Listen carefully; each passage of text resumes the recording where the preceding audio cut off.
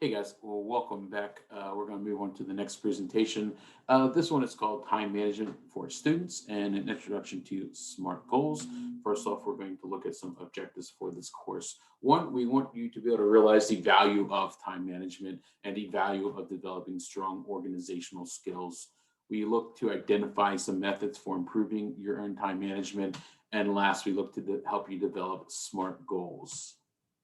Some things to note before we get into the actual strategies. First off, time management equals self-management. You are not learning how to manage your time as much as you are learning how to manage yourself and how you go through the process of managing the time that you have. Some good things that come of effective time management. One, helps reduce stress. Two, helps you get more things done well. Three, helps to ensure your well being. And four, helps to improve your quality of life. Some things that happen when you do not practice good time management. It can cause stress at school, home, or at work. It can create long term stresses that lead to health issues. It can lead to problems in your relationships, whether it be personal, business, at work, at school, wherever. And last, it can actually lead to ultimately either quitting your job or even quitting school. None of which are good things, of course. And also, I want you to take note about time. First off, no matter how organized you are, you have to remember there's only 24 hours in a day, and that all you can actually manage is yourselves and what you do with the time that you have. And note that you can change your behaviors, but you just cannot change the way the time flows. So you need to change the thing that you can. Now, reflect on this. What does wasting time look like? For everybody, it's a little bit different. Do you waste your time on things like television, TV, internet, TikTok, social media in general, right? When are you wasting time? Is it when you are interrupted, when you make mistakes, when you start to fall behind and you're worried about catching up and you spend more time stressing about catching up? Or are you someone who procrastinates, right? Do you put off things or do you only do the fun things or only do the fun things first? So these are things you need to be aware of. Self-awareness is a huge part of developing a good level of professionalism, but also with managing your time. So let's get into some of these following strategies, see if they can help. So we're going to set the rocket ship off. Hey, that's Weird Al Yankovic. There we go. Cool. So first off, some big bullet points to hit on is you should try to plan each day. Planning your day is going to help you accomplish more and feel like you have more control in your life. Two, try to keep to-do lists and list the most important things at the top of the to-do list that you make. Three, make a schedule or keep a schedule of your daily activities to try to minimize conflicts or any sort of last minute changes. If you happen to be a night person, that's okay. Try to plan for the following day at the end of your day. And if you're a morning person, that's also okay. If you can, try to maybe plan earlier in the day for the following day or whatever time during the day that you are most productive. Another thing you want to do is to jump right in. You don't want to wait. So when you're given an assignment, you want to start that assignment as soon as possible, the day that it's been given to you. Look at it from a macro view, like a top view, where you are going to figure out what needs to be done so that you can complete the assignment. Kind of lay it out. Figure out when you're going to do each of these smaller tasks so you can keep yourself accountable for that. And being accountable, you want to make sure you can give yourself deadlines so that you can kind of have that sense of urgency to get these things done. And be sure though to not fall behind on other assignments that you might be working on just because you're working on something big.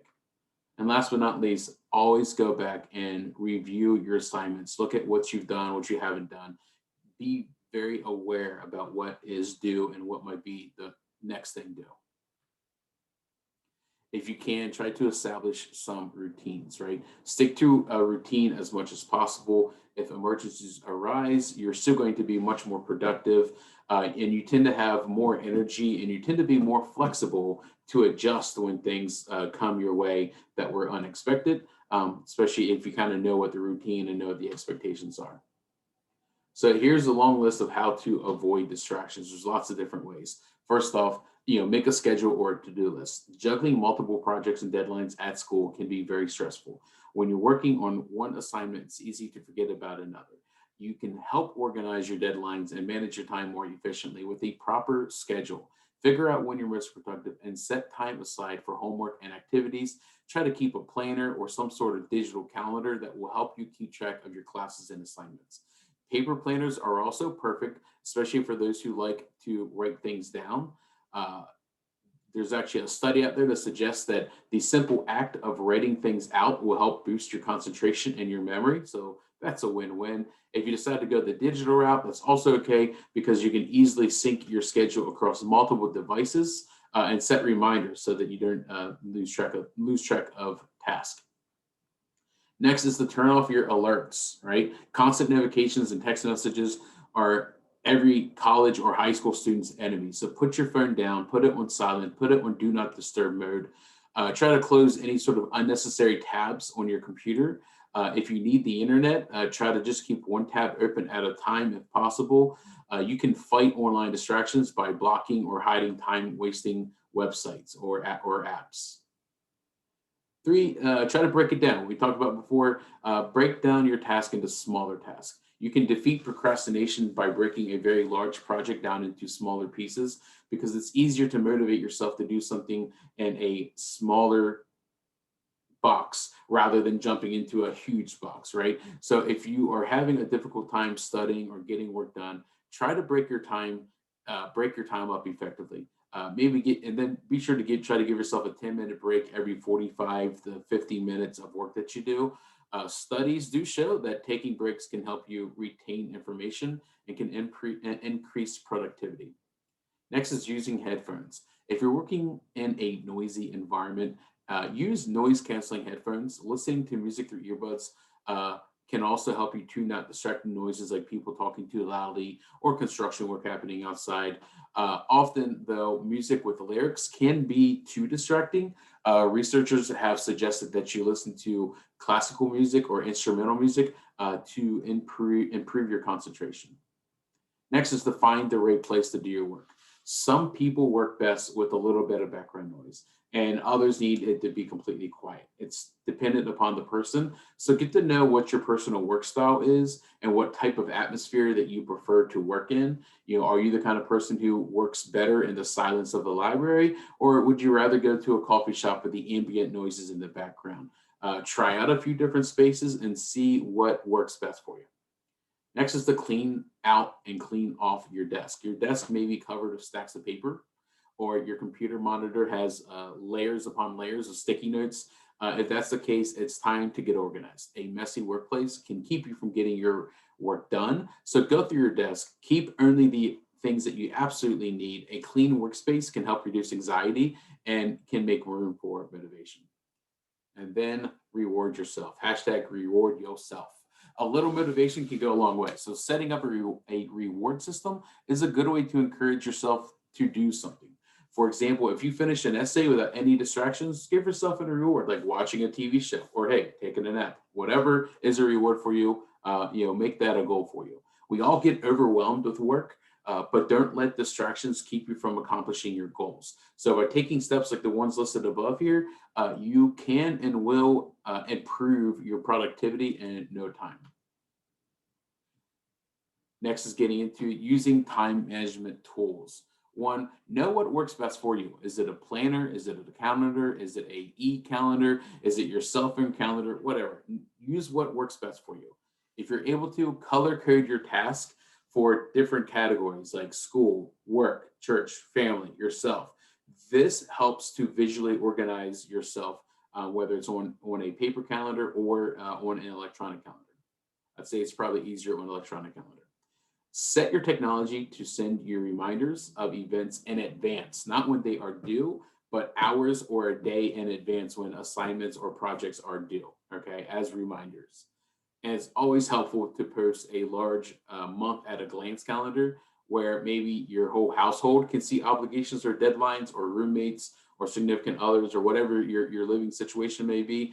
It's always good to kind of share the month at a glance view so that other people can maybe help support you and help you. We mentioned this before to break projects into smaller tasks. We're going to revisit this. Begin your project again the day it is assigned. Do not wait for that. Assign yourself these smaller tasks to go over and complete the. I had to reset it. Assign yourself small tasks so that you can get them done so it will work towards the completion of the overall project. You want to work on tasks a few minutes at a time, perhaps a little each day until you get them all done. This allows for corrections or changes that you might need to make before a deadline is upon you. And then work on tasks that you dread the most for just maybe 10 minutes. And once you get started, you may find that it's not so bad and you will be more likely to actually finish it. We're going to get back into taking care of yourself. First off, get as much sleep as you can. At the age of 15 to like 25, the more sleep, the better for your ability to stay on top of things. All right, so get plenty of quality sleep. Try to maintain a healthy diet if possible. Stay away from junk food. Drink more water. As they usually say, a high protein, low carb diet is going to be the best diet that they've seen here recently. But I'm not doctors that don't take my advice as the gospel. Exercise regularly, and this doesn't have to be rigorous. This could be going for a walk once a day. This could be just doing 10 push-ups at breakfast, lunch, and dinner. Whatever exercise works best for you. It could be going to the gym for 2 or 3 hours. Not going to knock it, but certainly do your best to find some sort of form of regular exercise. And overall, try to live a healthy lifestyle. When you do this, it improves your focus and concentration. It improves your efficiency so that you can complete work in less time, and it will help you to avoid illness so that you will stay healthy and be your best. And again, once more with taking a break, when you take a break or when you need a break, take a break. Take a walk and then come back to what you're working on. Maybe do a few quick stretches at your desk and then get back to work. Okay. Maybe a 10-minute vacation where you kind of go and just watch some videos of cats playing or whatever makes you laugh or makes you happy. And then you can come back to work. Right. Or if you're really feeling a lot of stress, don't be afraid to take a mental health day so that you can rest and re-energize your mind and your body and your soul. But make sure that you plan it appropriately and not like the day before something's due. So be aware of that as well. Here's an example of what like a daily calendar might look like. You can create a to-do list. Wake up, make coffee, drink coffee, make more coffee. It could be as simple as that there on the right, or you can be very detailed like here on the left. Looks like this would be a daily calendar for someone who's maybe a parent who's going to school full time. So this person gets up, showers, eat breakfast, drops their kid off, then takes himself to school. Then they have class, study, lunch, class, looks like another class, pick up their kids, go home, fix supper, eat, hang out with the kids, and then clean up, right? That could be a simple daily calendar that allows you to set your expectations. You can follow the same thing, but you can also easily scratch something out if it needs to be postponed so you can spend more time studying or more time with your kids or whatever you need to do. An example of the monthly calendar that you could share with your household could look something like this, especially for big, larger projects that need to be done, or things that you have scheduled, or things that you just know that you need to not forget about, like a birthday party, or if you schedule getting your oil changed, right?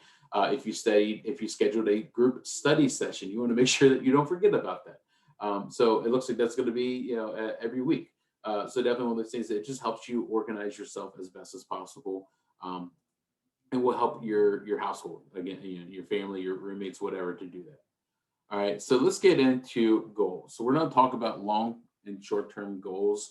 Um, a long-term goal typically includes a person's dreams and aspirations that usually define what they want in life. And the goal can be used as a measure of success and may provide focus and vision. Long-term goals can be thought of as a plan for what you want to try to accomplish in the next 5 or more years. And then drilling down to short-term goals are typically a series of smaller goals that are met as a person works to reach their established long-term goals. So these are goals that can be accomplished in incremental steps, usually accomplished within 6 months to a year. So when you're setting your long-term goals, you're setting yourself up with something that's going to motivate you and give you a sense of purpose. And then remember, as you set in your short-term goals, you do this because you're going to be more motivated. Success breeds success. So the more short-term goals you meet, it keeps you motivated to keep reaching for your long-term goal. All right.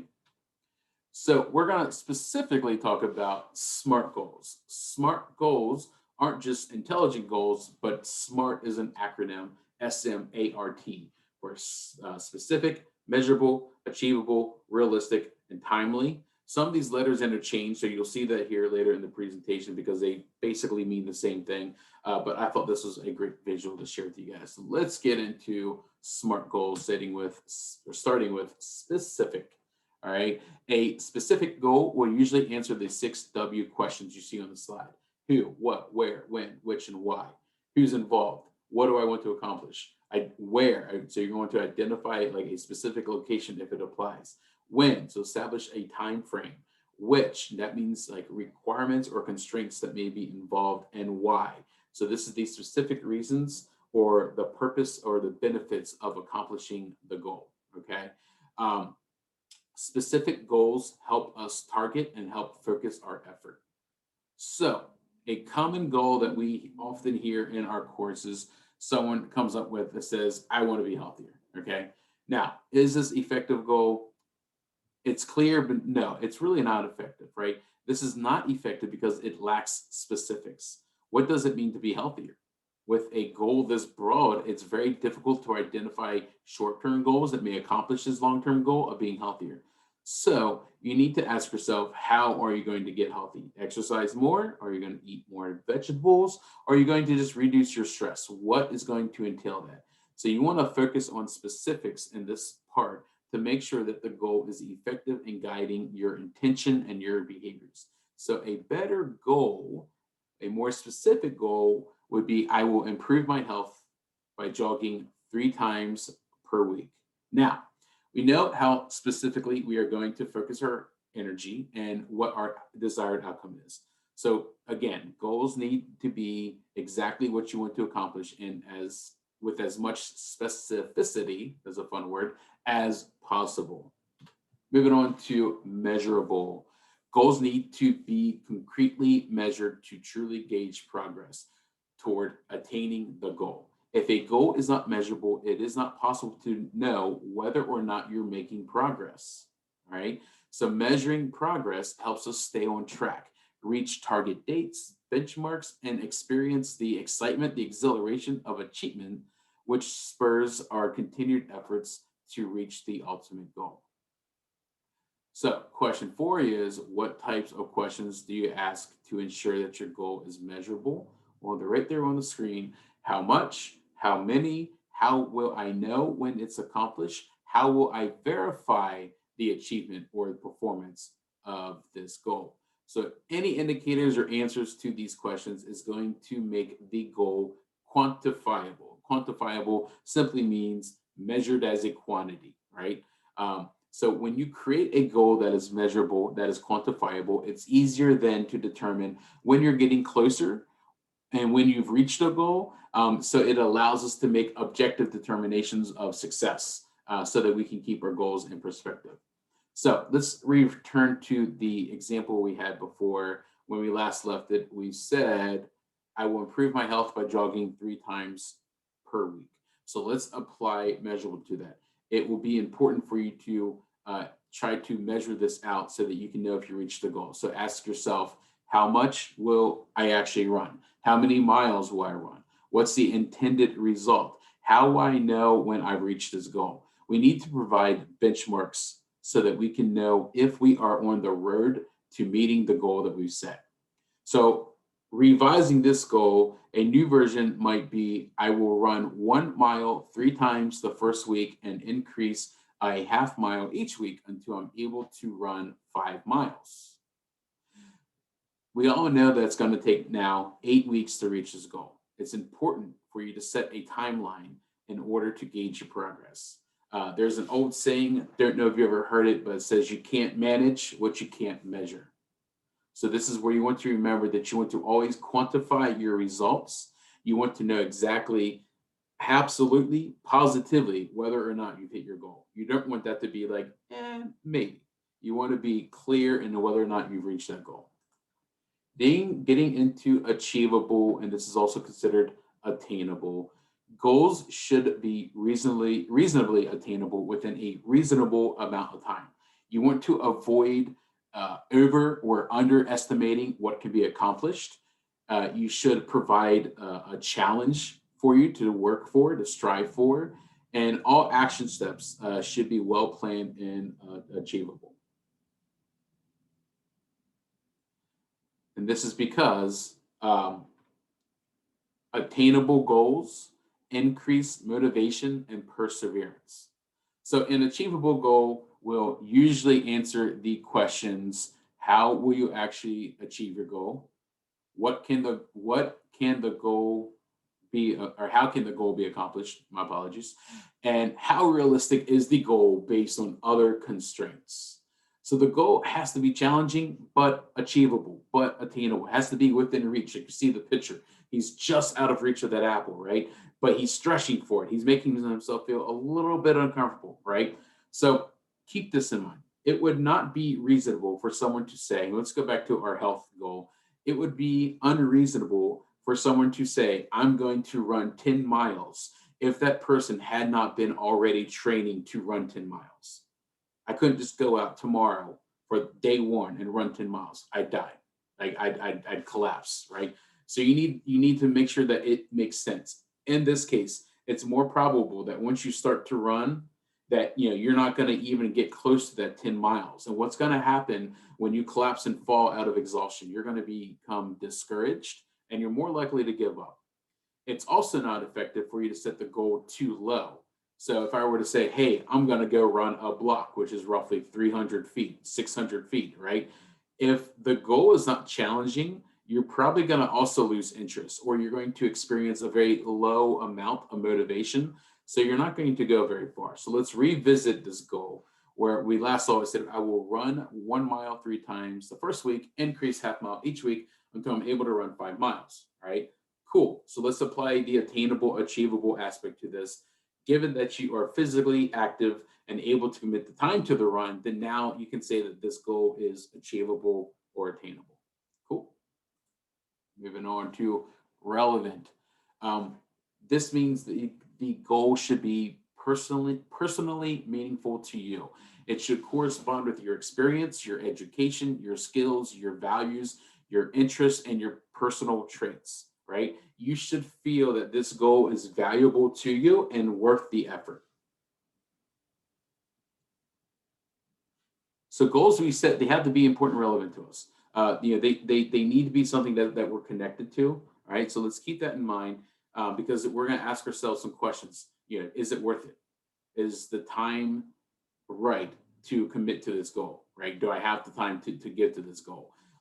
Does it match what I want to do in life? Is it something that I can actually go out and do? Right. So let's look at the goal. I will run 1 mile 3 times each week. Or I'm sorry, I will run 1 mile 3 times the first week and increase half mile. You read this before, right? So look, we're going to look at this and go, given that you're able to do so and that you can commit the time and that it's relevant to you, then you've achieved this part of writing out a SMART goal. And then timely or time bound is another phrase that's used as. So you want to set a timeline. Like, goals should be linked to a time frame that creates a practical sense of urgency for you. Timeframes may also include interim deadlines and a plan to monitor progress. Remember, back to measurable. So anyone who starts with the goal that says someday I want to blank, they're probably never going to achieve that goal because it's too vague and there's no time frame for them to actually accomplish it. So effective goals have deadlines, and establishing timeframes and deadlines is what again helps us focus our efforts on the completion of the goal on or before that due date. This part of the SMART goal criteria is intended to prevent you from creating goals or allowing goals to be overtaken by the day-to-day crises that could potentially arise or sidetrack your progress, right? So returning to the goal that we read here before, this is how we would actually look at this again, right? When will I achieve my goal? What benchmarks or am I going to use that are going to occur to achieve my ultimate goal? So the new final goal is going to be I will run 1 mile 3 times the first week and increase a half mile each week until I'm able to run 5 miles in 8 weeks. However, in week 5, I am going to run an organized 5K to assess my progress. Well, that's kind of random. You may feel like, why? Why would I do that? Well, there's a couple different reasons. First off, the best thing about running a 5K is it's probably the shortest distance that you can run in a competitive run that's out there. I believe a 5K is 3.1 miles. So that's not terrible in the grand scheme of things. But the thing is 3.1 miles is exactly where you should be around that 5 week period in this order. But what's the best part about completing a 5K? What do you get when you cross that finish line and you're all sweaty and smelly and exhausted? What's the first thing they do after they take your picture of you crossing that line? You get a medal. When you get a medal, you feel like you are the champion. You start singing that song by Queen. I'm not going to do it because I won't put you through that. But you start putting your arms up and you feel like you are on top of the world, right? You have accomplished something. And guess what? Those last 3 weeks, you're now going to be motivated to accomplish that goal where you're going to be able to run 5 miles without any problem whatsoever. Because at week 5, you did 3 miles and you beat that. So now you got 3 more weeks to add 3 more miles or 2 more miles to that goal, right? It's not so hard now. And this is why you want to set a time frame to your goal, because you want to kind of lock yourself into that self obligation of what you're going to complete. All right. And then at that point, you've accomplished your goal. Now, look, it doesn't mean you have to go out and start running tomorrow. I'm not encouraging you to do something that you don't want to do. But what this means is you can set a goal for yourself, and it could be to read a book, it could be to attend a course, it could be to get a better letter grade in your class, it could be to get a promotion at your job, whatever it might be. Sit down and write what your goal is. You're never going to create a goal if you don't actually sit down and write it down and start to brainstorm it. Ask for help. Ask for help from your parents, from your friends, from your significant other, from a counselor, a teacher, whoever might be in your life that can help you do so. Take the time to sit down and write the goal out for you and start creating a SMART goal. All right. All right, guys. So this is the end of the class. Thank you yet again for attending this course with me. We have more coming up here soon. So stay tuned. If you need to look up any of the links of where we got much of this information, there is a slide with the links there. I'm going to turn off the recording. Thank you for attending. I hope you guys learned something from me in the last 34 minutes. Please take care of yourself, stay safe, stay healthy, and I'll talk soon. Bye-bye.